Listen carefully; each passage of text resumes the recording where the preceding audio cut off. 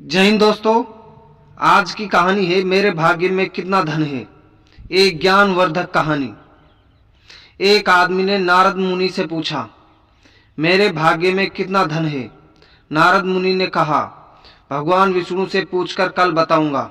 नारद मुनि ने कहा, 1 रुपया रोज तुम्हारे भाग्य में है। आदमी बहुत खुश रहने लगा। उसकी जरूरत 1 रुपये में पूरी हो जाती थी।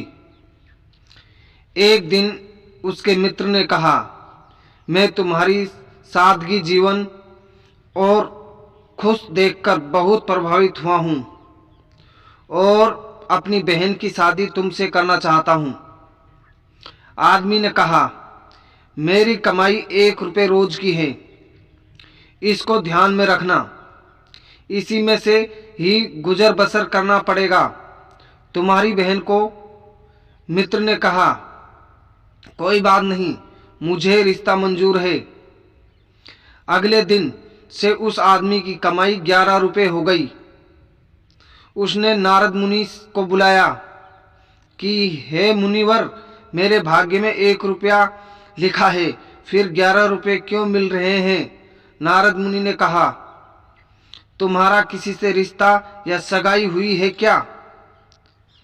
हाँ हुई है।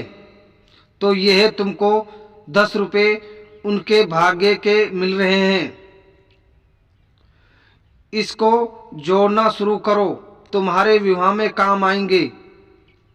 एक दिन उसकी पत्नी गर्भवती हुई और उसकी कमाई 31 रुपये होने लगी।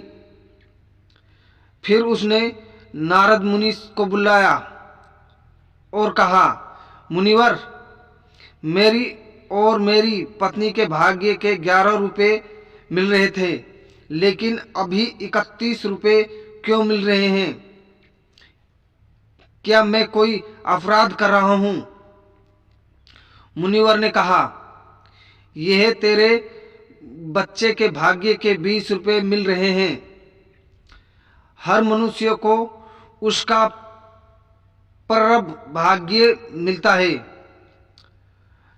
इस किसी के भाग्य से घर में धन दौलत आती है, हमको नहीं पता, लेकिन मनुष्य अहंकार करता है।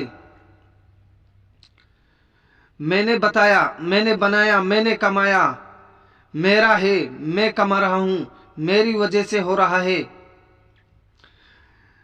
मूर्ख प्राणी, तुझे नहीं पता तू किसके भाग्य का खा कमा रहा है।